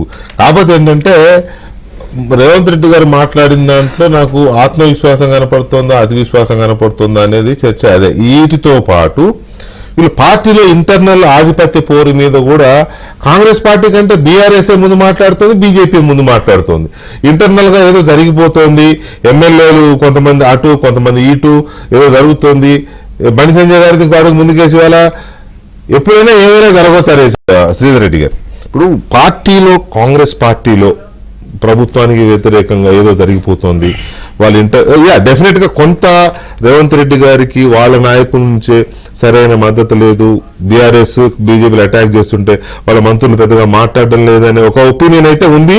ఆ ఒపీనియన్ నాకు ఉంది, డెఫినెట్ గా అది ఒప్పుకుంటాను నేను. కానీ మీకుంటే కరెక్టే, ఇంకా నేనే చెప్తా కదా, ఆయనను వీళ్ళు కాపాడుకునే ప్రయత్నం చేయడంలా మనకెందుకు అన్నట్టున్నారు కొంతమంది, అందరూ కాకపోవచ్చు కొందరు. కానీ ఇక్కడ మీరు ఎంతసేపు ప్రభుత్వంలో ఒక ఇంటర్నల్ గా ఏదో గ్రూప్ తయారైందని, లేకపోతే కొంతమంది ఎమ్మెల్యేలు సొంత కుంపడి పెడుతున్నారని, లేకపోతే అదేది ఆ 10 మంది 11 మంది చేరారు కదా, ఇక ఉప ఎన్నికలు వచ్చేస్తున్నాయని చెప్పి అసలు ఉప ఎన్నికలు రేపు ఎల్లుండి అన్నట్టు మాట్లాడుతున్నారు. మీరు అధికారంలో ఉన్నప్పుడు నాకు తెలిసి సబ్జెక్టు కరెక్షన్ 29 మంది ఎమ్మెల్యేలు కాంగ్రెస్ వాళ్ళు కానీ టీడీపీ వాళ్ళు కానీ, మరి వాళ్ళని తీసుకున్నారు. ఉప ఎన్నికలు రాలేదే, మంత్రి పదవి కూడా ఇచ్చారు శ్రీనివాస్ యాదవ్ గారికి పార్టీ మారంగానే, రాలేదే. ఎమ్మెల్సీలు ఎంపీనే లేపేశారు, ఉప ఎన్నికలు రాలేదే, పెట్టలేదే. ఎలా ఇక బీజేపీ గురించి అయితే చెప్పనవసరం, చాలా రాష్ట్రాల్లో ఉన్నాయి ఇలాంటి కథలు. సో అక్కడ రాని ఉప ఎన్నికలు లేదా మీ హయాంలో రాని ఉప ఎన్నికలు ఇప్పుడు వచ్చేయాలని ఎలా అనుకుంటున్నారు, ఎలా కోరుకుంటున్నారు? ఇది అనెతికల్ కదా. ఇప్పుడు ఒకటండి, ఈ ఒక్క టాపిక్ వచ్చే కంటే ముందు 1 minute అది ముందులో ఒకటే మాట రేవంత్ రెడ్డి గారు ఎక్కడ ఊరంతా తిరిగితే పిలానికి ఎక్కడేం దొరకపోతే తల్లి దగ్గర పోయి ఏడ్చినట్టు పోయినప్పుడల్లా పాలమూరులో మీటింగ్ పెట్టి పాలమూరు బిడ్డ ముఖ్యమంత్రి అయినా పాలమూరు వాళ్ళూరు నువ్వు వరంగల్ బిడ్డ అనకపోతే నేను కృష్ణా జిల్లా బిడ్డ మరి ఆయన దైన్యం ఎక్కడ కనబడతా ఉందంటే దైన్యం పాలమూరు బిడ్డ అండి, పాలమూరు బిడ్డ. కేసీఆర్ గారు వేరే రాష్ట్రం తెలంగాణ బిడ్డ అంటాడు. రేవంత్ రెడ్డి సోమ కాదు, ఇక్కడ పాయింట్ కేసీఆర్ గారు వేరే రాష్ట్రానికి పోతే ఏమంటాడు, నేను తెలంగాణ బిడ్డను అంటాడు, వేరే దేశానికి నేను భారత బిడ్డను అంటాడు. నన్నే అన్నాడు ఒకసారి ఇంటర్వ్యూ చేస్తున్నాడు, son of the soil Venkatakrishna ఎక్కడ కూడా తప్పనిలే. అంటే పాలమూరు పోయినప్పుడు చెప్తున్నాడు, చెప్పిన దాంట్లో కేసీఆర్ పాలమూరు జిల్లాకి ఏం చేయలేదు అని చాలా భావోద్వేగంతో చేయలేదు. 3 స్టాటిస్టిక్స్ చెప్తా నేను, దీంట్లో టైం 10 seconds. 2014 వరకు ఇదే ఆయన మాట్లాడిన కల్వకుర్తి, భీమా, నెట్టెంపాడు, కోయల్ సాగర్ల కింద 27,000 ఎకరాలకు మాత్రమే ఇరిగేషన్ ఫెసిలిటీ ఉంటే కేసీఆర్ గారి నాయకత్వంలో 6.5 లక్షల ఎకరాలకు పోయింది అది. ఈవెన్ జూరాల సబ్మర్జెన్స్ కి కర్ణాటకకి ఇవ్వాల్సిన డబ్బులు ఇచ్చేసి ఇంకొక 1,00,000 ఎకరాల ఆయకట్టు కూడా పెంచాం. పాలమూరు రంగారెడ్డికి 34,000 కోట్లు పెట్టాం, ఇంకో 45,000 కోట్లు పెడితే కంప్లీట్ అయిందంటే వాళ్ళు చేయట్లేదు. Coming back to their government, ఇప్పుడు ఆ గవర్నమెంట్ లో అభద్రతా భావం నేను మాట్లాడింది మీరు మాట్లాడింది కాదు. నేను ముందే రాధాకృష్ణ గారిది కోర్టు ఒకటి చెప్పాను. తర్వాత కేసీ వేణుగోపాల్ గారు ఈ రాష్ట్రానికి మొన్న వచ్చిన సందర్భంగా జరిగినటువంటి అంతా చర్చ చూస్తే వాళ్ళ పార్టీలో ఉన్నటువంటి ఒక అంతర్గత ఇబ్బందులు, అనిల్ రెడ్డి ఆ మీటింగు, ఈ వ్యవహారాలు, రాజకీయ పార్టీ కాబట్టి అధికారంలో ఉంది కాబట్టి వాళ్ళు మా మీద మాట్లాడతారు, మేము వాళ్ళ మీద మాట్లాడతారు. నేను చెప్తున్నాను అంటే ఇది proprietary based company. Revanth Reddy garu Congress party democracy is not indiscipline. Indiscipline కి అందమైన పేరు పెట్టకండి మీరు. రాజకీయాల్లో ప్రొప్రైటరీ ఉండదు, లీడర్షిప్ ఉంటుంది. ఒక ఐకానిక్ లీడర్షిప్ ఉంటే, ఒక పర్సనాలిటీ ఉంటే కేసీఆర్ గారు లాంటిది వారి భావజాలాన్ని వారి వ్యక్తిత్వాన్ని గమనించి ముందుకు పోయే వాళ్ళు, మార్గదర్శనం చేస్తూ పోయే వాళ్ళు వందలాది లక్షలాది వేలాది మంది ఉంటారు. ఇది ఇన్స్టిట్యూషన్. నెంబర్ 3 అయితే నా మళ్ళీ ఒకసారి చెప్తాను, చెప్పండి. మీరు అధికారంలో ఉన్నప్పుడు 29 మంది ఎమ్మెల్యేలను నిర్దాక్షిణ్యంగా పార్టీలు మార్పించి తీసుకుని ఆనాడు వాళ్ళు పార్టీల నాయకత్వాలు స్పీకర్లకు లెటర్లు ఇచ్చిన కోర్టు పైన ఉప ఎన్నికలు రాలేదు. అసలు పార్టీ మారిన ఎమ్మెల్యేని మంత్రిని కూడా చేశారు కదా. అప్పుడు లేని ఇలాంటి ఆలోచన, అరే మనం తప్పు చేస్తామనే భావన మీకు అప్పుడు లేదు. ఎమ్మెల్సీని చేసినప్పుడు మీకు ఆ భావన లేదు. ఇప్పుడు 10 మంది మారడం తప్పే, నేను ఒప్పుకుంటా. అప్పుడు మారిన తప్పే, ఇప్పుడు మారిన తప్పే. మారంగానే అబ్బా అసలు గగ్గోలు పెడుతున్నారు. ఉప ఎన్నిక వచ్చేసింది, రేపే ఉప ఎన్నిక అన్నట్టు వస్తుంది. మూడే మాటలు చెప్తే ఎక్కువ చెప్పాను నేను. మీరు అన్నారు కదా అది తప్పన్నారు. Congress party legislature party was merged into BRS party. అదే చెప్తున్నారు, దట్ వాస్ కాన్స్టిట్యూషనల్. మర్జ్ చేయించుకున్నారు, మధ్యుడు కాదు. ఈ కథలు వద్దులే, ఈ కథలు మీరు ఫినిష్ చేయాలి, చెప్పండి. తప్పైతే చేసుకున్నారని చెప్పండి. ఏమన్నంటే బీఆర్ఎస్ పార్టీలో కాంగ్రెస్ లెజిస్లేటివ్ పార్టీ మర్జ్ అయింది, చేయించుకున్నారు. ఆ తర్వాత కొంతమంది మంత్రులు అయినారు, ప్రభుత్వం నడిచింది. రాహుల్ గాంధీ గారు మొన్న మీరు ప్రభుత్వంకి వచ్చే కంటే, అంటే ఇక్కడ ప్రభుత్వంకి వచ్చే కంటే ముందు నేషనల్ మేనిఫెస్టోలో చెప్పారు, ఎక్కడ కూడా we're not going to take other party leaders, వాళ్ళు వస్తే వాళ్ళను కంప్లీట్ గా బర్ఖాస్తు చేయాలని. రాహుల్ గాంధీ గారు, కేసీఆర్ గారు కూడా చెప్పినారు. ఓకే, నేను చెప్పిన కదా, కేసీఆర్ గారు అంతకు ముందు చాలా సార్లు. ఇప్పుడు అన్నా మిమ్మల్ని అడ్డుపాట్ల రాహుల్ గాంధీ గారు ఒట్టిగా చెప్పినాడేమో, కేసీఆర్ గారు, మోదీ గారు వీళ్ళందరూ రాజ్యాంగం మీద ప్రమాణం చేసి రాజ్యాంగాన్ని కట్టుబడి ఉంటే ప్రమాణం చేసిన వాళ్ళు వీళ్ళు. అంటే అది కూడా చెప్పినట్టే. వేం నరేంద్ర రెడ్డి ఎమ్మెల్సీ, అది వేరే స్కామ్, మళ్ళీ మనం వెళ్ళకూడదు, మనం అది వేరే స్కామ్. ఇప్పుడు నేను ఒకటే ఇప్పుడు తెలుసుకున్నా, ఏది మాట్లాడినా ఎవరెన్ని గింజుకున్నా ఏం చేసినా బీఆర్ఎస్ పార్టీ కోర్టుకు పోయింది, స్పీకర్ గారిని అడుగుతోంది, అది మీ హక్కు. ఉప ఎన్నికలు వస్తాయి, ఈ 10 మంది ఖచ్చితంగా రావని ఎదుర్కొంటారు, ఓడిపోతారంట, అక్కడ బీఆర్ఎస్ గెలుస్తుంది. రావని నేను అనుకుంటున్నాను. రావనుకుంటుంది మీ ఆశావాదం. ఆశావాదం కాదు, మన దేశంలో వ్యవస్థల సింక్రనైజేషన్ ఎట్లుంటదంటే, స్పీకర్ ని కోర్టులు ఆదేశించజాలవు. ఒకవేళ అదే చెప్పినా అట్లా కాదన్నా, చెప్పిన ఎమ్మెల్యేలకు స్పీకర్ నోటీసులు ఇస్తారు, వాళ్ళ నోటీసులు తీసుకుని మళ్ళీ టైం అడుగుతారు, వాళ్ళు ఎక్కడి నుంచో లెటర్ పంపుతారు, స్పీకర్ కార్యాలయానికి వచ్చి రాసి ఇవ్వండి అంటారు, వాళ్ళు రారు. ఈ లోపల 5 ఏళ్ళు ఆల్రెడీ 1 year అయిపోయింది, ఆల్రెడీ 1 year అయిపోయింది. అర్థం కావట్లేదు, ఇట్లాంటి ఒక 5-6 మంది ఇటు వచ్చినట్టు. అది వేరే విషయం, అది చూడండి. ఇట్లా ఒక మాట ఒక చిన్న ఎలక్షన్ రాదనేటువంటి ఆశావాదం కొంతమందికి ఉండొచ్చు, కానీ హానరబుల్ సుప్రీం కోర్టు ఆశావాదం చాలా నిర్ణయాలు, సరే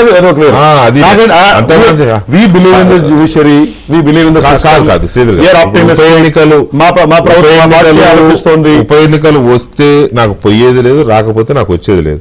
కేవలం మన వ్యవస్థ మీద ఉన్న నమ్మకంతో జరిగేదా తప్పు చేశారన్న భావన అయితే అది మీ హయాంలో తప్పే, మీరు చేసింది తప్పే, మీరు చేసింది తప్పే కదా. రైట్ ప్రసాద్ గారు, ఏంటి ఎప్పుడైనా ఏమైనా జరగవచ్చు అంటే ఏమైనా రెడీ చేస్తున్నారా మీరు బ్యాక్ ఎండ్ లో?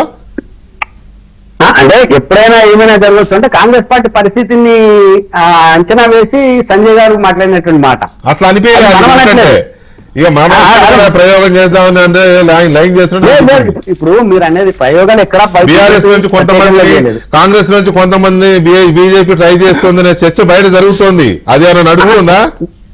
నేను అదే చెప్తా ఉన్నా, బీజేపీ ప్రత్యేకంగా ఎక్కడ ఎవరిని రండి రండి రండి అని చెప్పి చేర్చుకుని ప్రభుత్వాన్ని కూడగొట్టలే. ఆ పార్టీల మీద వ్యతిరేకత మా వైపుకి వస్తే అప్పటికప్పుడు ఎన్నికలు నిర్వహించడం కష్టం కాబట్టి అక్కడక్కడ ప్రభుత్వాలు ఏర్పాటు చేసినటువంటి మాట వాస్తవం. మన కర్ణాటకలో మీరు అన్నది ఇందాక, ఇంతకు ముందు గతంలో కర్ణాటకలో కూడా ఆ కాంగ్రెస్ పార్టీ నుంచి ఎమ్మెల్యేలు బీజేపీకి వచ్చి మద్దతు చేసిన తర్వాత వాళ్ళని రిజైన్ చేయించి మళ్ళీ ఎన్నికల్లో గెలిచిన తర్వాత అక్కడ బీజేపీ గతంలో ప్రభుత్వాన్ని ఏర్పాటు చేసింది. అప్పుడు ఆ స్పీకర్ వాళ్ళు రిజైన్ లెటర్ ఇచ్చేసి మళ్ళీ ఎన్నికల్లో పోటీ చేసినారు. ఎక్కడ కూడా అంటే ప్రజాస్వామ్యయుతంగానే భారతీయ జనతా పార్టీ పనిచేస్తుంది తప్ప ప్రజాస్వామ్యాన్ని కూలి చేసేటువంటి ప్రయత్నం భారతీయ జనతా పార్టీ చేయదు. తెలంగాణలో కూడా పార్టీ చాలా రాష్ట్రాలు చేశారు కదా, మధ్యప్రదేశ్ చాలా రాష్ట్రాలు చేశారు కదా. కాదండి, మీకు అసలు ఇక్కడ వీళ్ళు తప్పు చేశారు, వీళ్ళను ఏమంటారు దాన్ని రద్దు చేయాలి, వీళ్ళ సభ్యత్వాలు రద్దు చేయాలి, లేదా ఉప ఎన్నికలు రావాలి, ఇలాంటి మాటలు మాట్లాడే నైతిక విలువలు ఏ రాజకీయ పార్టీకి లేదు, ఇంక్లూడింగ్ కాంగ్రెస్ పార్టీ. బీజేపీ లేదు, బీఆర్ఎస్ అసలు లేదు, కాంగ్రెస్ పార్టీకి అంతకంటే లేదు. ఎందుకంటే అన్ని రాష్ట్రాలు అందరూ చేసిన వాళ్ళే. మీరు ఎన్నో రాష్ట్రాలు ఇలాంటి పనులు చేసి ఈడికొచ్చి తగుదనమ్మా అని సుధపోసలాగా నీతులు చెప్పడం ఏంటండి బీఆర్ఎస్? నేనేమంటున్నామంటే మీకు ఉదాహరణ చెప్పిన కదా, కర్ణాటకలో ఉదాహరణ చెప్పిన మీకు. కర్ణాటకలో మా ప్రభుత్వం ఎట్లొచ్చింది, పార్టీలో చేరినటువంటి ఎమ్మెల్యేలను రిజైన్ చేయించి మళ్ళీ పోటీ చేసి ఏదో ఒకటి చేశారులే, అక్కడ మీ గవర్నర్ ఉండబట్టే జరిగింది. ఒక ఉదాహరణ ఉండగా అది తెలంగాణ విషయానికి వస్తే, తెలంగాణలో బీజేపీ బలపడడానికి ప్రయత్నం చేస్తుంది. మేమేం ఊరికే ఏదో గాలివాటంగా రావాలని చెప్పి కోరుకోవట్లేదు, మేము కష్టపడతా ఉన్నాం, కష్టపడి తెలంగాణలో అధికారంలో రావడం కోసం ప్రయత్నం చేస్తా ఉన్నాం. ఖచ్చితంగా మేము ఏ పార్టీ నుంచి నాయకులు వచ్చినా ఆహ్వానిస్తాం, తీసుకుంటాం. కాకపోతే మా దాంట్లో స్పష్టంగా వస్తలేరు చెప్తున్నాం, ఏ కదా, పార్టీ నాయకుడు వచ్చినా రిజైన్ చేసి మళ్ళీ ఎన్నికలకు పోవాలని చెప్పి అడుగుతా ఉన్నాం. రాజగోపాల్ రెడ్డి గారు మా పార్టీలకు వస్తే కూడా రిజైన్ చేసి ఎన్నికల్లో పోటీ చేయించినాం కదా. అవును ఆయనతో తెలంగాణ ఉదాహరణ కదా. ఇంకేమున్నది? అదేముంది తెలంగాణ ఉదాహరణ కదా. సహజం. తర్వాత ఇక్కడ మన ఈటల రాజేందర్ గారు కూడా రాజీనామా చేసి మా పార్టీలోకి వచ్చిన తర్వాత కదా గెలిచి మళ్ళీ ఎమ్మెల్యేగా మా దగ్గరకు వచ్చింది. అవును. కాబట్టి ఆంధ్రాలో టీఆర్ఎస్ పార్టీ కానీ కాంగ్రెస్ పార్టీ కానీ ఈ రెండు కూడా ఒకే రకమైనటువంటి పార్టీలు. వీళ్ళ ప్రజాస్వామ్యం మీద కానీ ప్రజల మీద కానీ విశ్వాసం లేవు. ఆ విషయంలో బీజేపీకి కాంగ్రెస్ కి బీఆర్ఎస్ కంటే కొంత మొరల్ గా కొంత కొన్ని చోట్ల ప్రదర్శించవచ్చు, కానీ పూర్తిగా మేము రేపాపం చేయలేదు ఎక్కడ అని మాత్రం చెప్పుకోలేరు. కొంత నయం, డెఫినెట్ గా అగ్రి, కొంత నయం. కొన్ని చోట్ల ఇప్పుడు కర్ణాటక గానీ, ఇప్పుడు రాజగోపాల్ రెడ్డి విషయంలో కానీ ఇట్లాంటి కొన్ని చేసి ఉండొచ్చు, కానీ కొన్ని చోట్ల మీరు కూడా బరి తెగించి తెగబడ్డారు. అందులో డౌట్ లేదు, మీ వాళ్ళు ఏం తక్కువ తినలేదు నాయన. ఇప్పుడు వెంకటకృష్ణ గారు మీరు అనేది కూడా ఒక పూర్తిగా దాంట్లో అవాస్తవం ఉంది. ఎందుకంటే నేనేమంటాను, భారతీయ జనతా పార్టీ గతంలో రాష్ట్రాలలో నుంచి తీసుకున్నప్పుడు ఆ పార్టీలు పూర్తిగా మా పార్టీలోకి వచ్చి, అంటే ఇప్పుడు ఎంపీ పూర్తిగా మేము బీజేపీలో చేరుతున్నామంటే కూడా ప్రభుత్వాన్ని ఏర్పాటు చేయకుండా ఉండలేం కదా. ఇక అదే ఇప్పుడు శ్రీధర్ రెడ్డి కనుక కాంగ్రెస్ లెజిస్లేటివ్ పార్టీ మా దాంట్లో మెర్జ్ అయింది అన్నట్లే ఉంటది. మెర్జ్ అవ్వడం కాదు, అది మెర్జ్ చేసుకోవడం, కలిపేసుకో, ధృతరాష్ట్ర కలిపి అంటారు కదా, తెలంగాణలో మాకు 8 ఉన్నాయండి. మేము బీజేపీ నుంచి, కాంగ్రెస్ నుంచి, బీఆర్ఎస్ నుంచి ఎందరిని తీసుకుంటాం. కాంగ్రెస్ నుంచి ఒక 25 మందిని, బీఆర్ఎస్ నుంచి 25 మందిని గురిస్తే అయిపోయాయి. ఏముందండి, కొద్దిగా ఎంతమంది వస్తే ఇంకో 10 మంది రాదు. అదే ఎంఐఎం ఎట్లా ఎంఐఎం రాదు, బీజేపీకి ఎట్లా వస్తుంది? 25 గురించి ఇంకో 10 మంది రారు అట్రాక్ట్ అయ్యి. అది పెద్ద విషయం కాదు. బీజేపీ తలుచుకుంటే మ్యాటరే కాదు. అసలు బీజేపీ టీఆర్ఎస్ కూడా పలుకుంటే అసలు మ్యాటరే కాదు. బీజేపీ టీఆర్ఎస్ కూడా పలుకుంటే అసలు మ్యాటరే కాదు. ఇంకా బీజేపీ బీఆర్ఎస్ కూల పట్టుకున్నట్లు అవకాశమే లేదు. బీజేపీ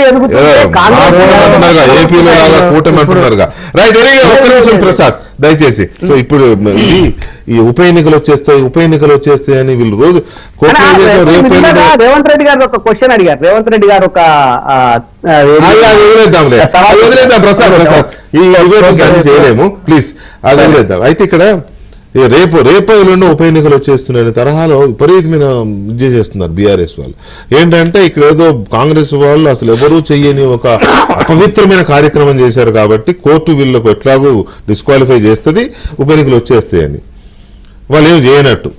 దాని మీద కాంగ్రెస్ పార్టీ వ్యూ ఏంటి, ఏమనుకుంటున్నారు అనేది ఒకటి. తర్వాత మీ పార్టీలో ఎప్పుడైనా ఏమైనా జరగవచ్చు అని బండి సంజయ్ చేసిన కామెంట్, దీని మీద పార్టీ లైన్ ఏంటి? వికే గారు, ముందుగా అసలు తెలంగాణ ప్రాంతంలో కాంగ్రెస్ పార్టీ ఇన్ని సీట్లు గెలవడం, పూర్తి మెజారిటీ తోటి ఒక అసెంబ్లీ స్థానాలు ఇన్ని సీట్లు గెలవడం, ఆ రోజు పిసిసి అధ్యక్షులుగా ముందుండి నడిపించినటువంటి రేవంత్ రెడ్డి గారి అధ్యక్షతన ఈ సాధ్యం అవడం, మేము ప్రభుత్వాన్ని ఏర్పాటు చేయడం, ఇవన్నీ మనం చూసినాం. ప్రజలకి అతుకుల బతుకులక ప్రభుత్వాన్ని ఇవ్వలే, సంపూర్ణ మద్దతుతోటి సంపూర్ణ మెజారిటీ తోటి ఇచ్చారు. ఈ రోజు తర్వాత ఈ పాలన నచ్చి బీఆర్ఎస్ పార్టీలకించి మా దాంట్లోకి వస్తుంది తప్ప మా దాంట్లోకించి ఇంకోటి పోతున్నటువంటి చర్చ లేదు. అది కేవలం ప్రతిపక్షాలు చేస్తున్నటువంటి ఒక అభూత కల్పనలు మాత్రమే. అయితే అవతలకించి ఇవతలకు వస్తున్నటువంటి దాంట్లో నేను ఒకటే దేశం మొత్తంలో దేశం మొత్తంలో ఎక్కడ ఏ రాష్ట్రంలో తీసుకున్నా, అటు బీజేపీలో ఎల్పీలు చేరినా, లేకపోతే మెర్జ్ అయినా, లేకపోతే బీఆర్ఎస్ పార్టీలో గతంలో కాంగ్రెస్ పార్టీ పోయినా, అందరు కలిసి బస్సు కట్టుకుని జాయిన్ అయినారండి ఒకటేసారి. ఒకరి తర్వాత ఒకరు ఏడాది పాటు అందరు అయిపోయిన తర్వాత ఎల్పీ విలీనాలని చెప్పి చేసినటువంటి రాజకీయాలు, మా యొక్క నాయకులు కోట్లలో కొట్లాడు, దాన్ని గట్టిగా సభలో ప్రశ్నిస్తే సస్పెండ్ చేసుడు, ఇవన్నీ ఎన్నో చూసినాం మేము కూడా. కానీ ఈరోజు మేమేమంటున్నామనంటే ఉప ఎన్నికలు వస్తాయా, ఉప ఎన్నికలు రావా అనేటటువంటిది కోర్టు పర్యవేక్షణలో ఉంది. కానీ చరిత్ర మొత్తం చూసుకుంటే కోర్టు పర్యవేక్షణలో ఉండి చట్టసభలకి ఆదేశాలు ఇచ్చి ఉప ఎన్నికలు తెచ్చిచ్చినటువంటి చరిత్ర ఎప్పుడైనా ఉందా? మనకు అట్లాంటిది ఏం లేదు. కానీ నేనేమంటున్నానంటే కాంగ్రెస్ పార్టీకి ఎంతసేపు విన్ విన్ సిచ్యువేషన్ కానీ మాకు నష్టపోయేది ఏముంది? మా ప్రభుత్వానికి సరే వాళ్ళంతా వాళ్ళు వచ్చారు కాబట్టి మేము తీసుకున్నాం, వాళ్ళు తీసుకోలేదు, గతంలో మేము తీసుకున్నాం, మీరు సమర్థించుకోవడానికి ఉండొచ్చు, నేను కాదన్నాను. కానీ అప్పుడు తలసాని శ్రీనివాస్ యాదవ్ గారికి టీడీపీ నుంచి తీసుకుని మంత్రి పదవి ఇచ్చినా, లేకపోతే మీ దాంట్లో నుంచి కొంతమంది తీసుకుని మంత్రి పదవులు ఇస్తే అప్పుడు తప్పు పెట్టారు కదా. ఇప్పుడు మీరు బీఆర్ఎస్ నుంచి వచ్చిన ఆయన గాంధీకి పిఎస్సి చైర్మన్ ఇవ్వడం, మరి అది కొంత మోరల్ ఇదే కదా, దట్ ఈస్ మోరల్ రాంగ్. మా ప్రభుత్వంలోకి మా ప్రభుత్వ విధానాలు నచ్చి వస్తున్నటువంటి వాళ్ళని మేము కాదనలేదు, మేము ఆపలేదు. సరే అది ఏదైనా ఎట్లనైనా విమర్శించవచ్చు, ఈరోజు ప్రతిపక్షాలు కూడా గట్లనే విమర్శిస్తున్నాయి మమ్మల్ని. కానీ గతంలో ఏమన్నా మాకు ఒక ఏళ్ళు చూపించేటప్పుడు 4 ఏళ్ళు వాళ్ళకే చూపిస్తున్నాయి అన్నటువంటి సంగతి వాళ్ళు కూడా గుర్తుపెట్టుకోవాలని చెప్పి నేను అంటున్నాను. కానీ వాళ్ళకి విమర్శించే అర్హత లేదు ఆ విషయం. కానీ ఇప్పుడు కోర్టు వ్యవహారాలు అనేటటువంటి ఎట్లుంటాయి అనంటే, ఇక్కడ సిటిజనే కాదని చెప్పినటువంటి కేసు 2 టర్ములు ఎమ్మెల్యే లెక్క అయినటువంటిది నేను ఒకసారి గుర్తు చేస్తా ఉన్నా. అదే బీఆర్ఎస్ పార్టీకి సంబంధించినటువంటి ఎమ్మెల్యేది. కానీ చట్టసభలో ఉంటున్నటువంటి స్పీకర్ గారికి కోర్టులు అనేటటువంటి పలానా తారీఖు రోజు ఎన్నికలు పెట్టాల్సిందే అనడానికి డైరెక్షన్ ఎన్నిక లేదు. దీనికి రాజ్యాంగం సహకరించదు. రాజ్యాంగంలో ఇటు చట్టసభలో ఉంటున్నటువంటి స్పీకర్ గారికి ఎట్లయితే అధికారం ఉంటుందో, ఇటు పక్క రాష్ట్రంలో హైకోర్టులో ఉంటున్నటువంటి జడ్జి గారికి గంతే అధికారం. Parallel systems 2. అంతే తప్ప ఒకరి దాంట్లో ఒకరు పోయి ఇంకొకరికి ఖచ్చితంగా నువ్వు చేయాల్సిందే అనేటటువంటి కమాండ్ ఈయనకనే రాజ్యాంగం చెప్తలేదు. సో ఏది ఏమున్నా ఈ రోజు ఒకటి అభూత కల్పన ఏంటంటే వస్తాయి ఎన్నికలు వస్తాయి, అది కోర్టు పర్యవేక్షణలో ఉంటున్నటువంటి దాని గురించి ఇన్నిసార్లు చర్చించాల్సినటువంటి అవసరం ఏముంది అంటే వాళ్ళకి వాస్తవాలు ఇంకో అంశాలు చర్చించడానికే లేవు కాబట్టి అంటున్నాను నేను. ఎందుకంటే ఇందాక టాపిక్ లో మీరు పోవద్దు అన్నారు కాబట్టి మరి మేము కూడా వాళ్ళు ఇంకా చాలా వాటికి జవాబు లేకుంటున్నామని ఇదైపోతుంది. ఒకటేంటంటే ఇప్పుడు సరే రామ్మోహన్ వాదన కోర్టులు చెప్పజాలవు, లేకపోతే క్వాషి జ్యుడిషియరీ ఎవరు స్పీకర్ గారు అది ఇది అని దానం నారాయణ లాంటి case for the sake of discussions open and shut ఏంటంటే బేసికల్లీ ఆయన ఇక్కడ ఉండి ఇంకొక గుర్తు మీద ఓపెన్గా పోటీ చేసేసినారు. సో నేనేమంటున్నా అంటే సరే ఇప్పుడు నేను ఇక్కడ వాదించినా ఎంతసేపటికి సుప్రీంకోర్టుని అయితే నేను మార్చలేను, లేకపోతే వాళ్ళు మార్చలేరు కదా. సుప్రీంకోర్టు వెరీ షార్ట్ నోటీస్ మధ్యలో గ్యాప్స్ ఇస్తూ అడుగుతా ఉంది ఏమైంది అన్న తర్వాతనే ఇవాళ స్పీకర్ గారు నోటీసులు ఇచ్చారు. వాళ్ళు ఇచ్చిన తర్వాత వాళ్ళ శాసనసభ్యులు ఆల్రెడీ గణేష్ అయ్యర్ గారు లాంటి వాళ్ళు ఎలక్షన్ ప్రచారం మొదలుపెట్టినారని చెప్పి బయట మాట్లాడుకుంటున్నారు. ఏమంటే ఈ 3-4 నెలల్లో ఎలక్షన్ వచ్చే అవకాశం ఉంది, మనం టైం అడిగినా కానీ అంతకంటే ఎక్కువ అడగలేమనేది బయట చర్చ నడుస్తూ ఉంది. ఇవాళ కోనేరు కోనప్ప గారు లాంటి సీనియర్ మోస్ట్ నాయకుడు గతంలో బీఆర్ఎస్ పార్టీ ఎమ్మెల్యేగా ఉండేవారు, వారు మళ్ళీ ఇవాళ కాంగ్రెస్ పార్టీని వీడి బయటకు వచ్చారు. వెరీ సీనియర్ మోస్ట్ పొలిటీషియన్, కరెక్టే, రెస్పెక్టెడ్ పొలిటీషియన్. మా పార్టీ మాత్రమే అగౌరవపరిచేటువంటి మాటలు మాట్లాడడం కదా. 3-4 నెలల కంటే ఎక్కువ టైం అడగలేము మనం అని వాళ్ళు అనుకుంటున్నారని మీకు ప్రబలంగా రాశారు. వాళ్ళు అనుకుంటున్నారని. బీఆర్ఎస్ పార్టీ తన అధికారంలో ఉన్నప్పుడు కాంగ్రెస్ ఎమ్మెల్యేలను వీళ్ళను తీసుకున్నప్పుడు నోటీసులు ఇస్తుంటే ఎలక్షన్ మళ్ళీ ఎలక్షన్ వచ్చేదాకా టైం అడుగుతూనే ఉన్నారు. కాబట్టి మన సిస్టమ్స్ లో చిత్తశుద్ధి ఉంటే, పరిశుద్ధత ఉంటే, మీ మాటకి చెప్తున్నాను సార్, నిజంగా మన సిస్టమ్స్ కి అంత చిత్తశుద్ధి అంత పరిశుద్ధత ఉంటే అతను పార్టీ కండువా కప్పుకున్న మరుక్షణం వాళ్ళు డిస్క్వాలిఫై అయిపోతారు, ఆటోమేటిక్ అయిపోతారు. వెంకయ్యనాయుడు గారు స్పీకర్ తీసుకుంటే అప్పుడు బీఆర్ఎస్ హయాంలో అయినా ఇప్పుడు ఇక్కడైనా అవ్వాలి. ఒక పాయింట్, రాహుల్ గాంధీ ఏదో ఎవరినో ఏదో అన్నాడని కోర్టులో కాగానే ఆయన పార్లమెంట్ పంపించేశారు. వెంకయ్యనాయుడు గారు మిగతా శరద్ యాదవ్ గారిని చేసినంత ఫాస్ట్ గా డిస్క్వాలిఫికేషన్, అదే తర్వాత వచ్చిన Garikapati Mohan Rao, CM Ramesh that is also నేను కావట్లేదు. నేనేమంటున్నా అంటే ఎట్ దిస్ జంక్చర్ ఇప్పుడు ఈ సందర్భంలో సుప్రీంకోర్టులో మామూలు నడుస్తున్న సందర్భంలో కొంత కాంగ్రెస్ పార్టీ అంతర్గత చర్చలు కూడా బయట మాట్లాడుకుంటారు కాబట్టి ఖచ్చితంగా డిస్క్వాలిఫికేషన్ కి ఈ పరిస్థితులు దారితీస్తాయి. స్పీకర్ ని ఖచ్చితంగా వాళ్ళు పుష్ చేస్తారు, కోర్టు డైరెక్షన్ వస్తుందని ఒక ఆశాభావం ఉంది. ఇక్కడ ఒక గొప్ప విషయం ఏంటంటే ప్రసాద్ కుమార్ గారు కూడా ఈ ఫిరాయింపులను నేను ప్రోత్సహించిన ఒక భావనలో మాట్లాడారు. స్పీకర్ ఏమంటారండి, గతంలో స్పీకర్ చెప్పాను అప్పుడు పనిచేసిన వాళ్ళు కూడా అనలేదా? కాంగ్రెస్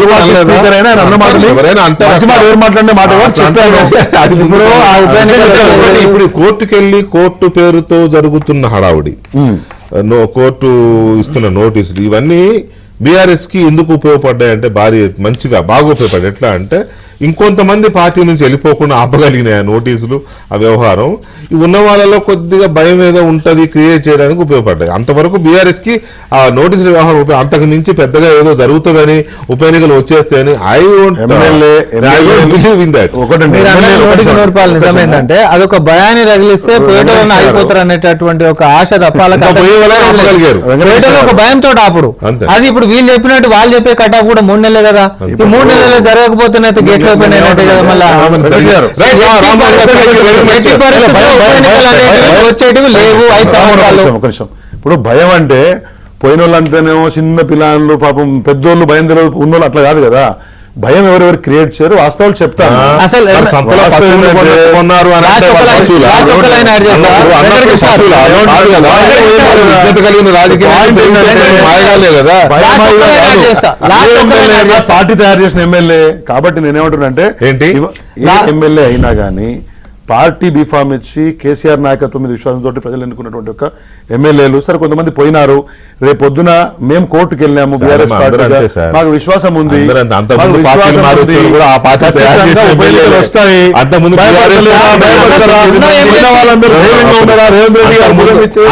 29 మంది ఎమ్మెల్యేలు బీఆర్ఎస్ తీసుకున్నారు కదా, వాళ్ళు కూడా కాంగ్రెస్ పార్టీ లేదా టీడీపీ వాళ్ళు తయారు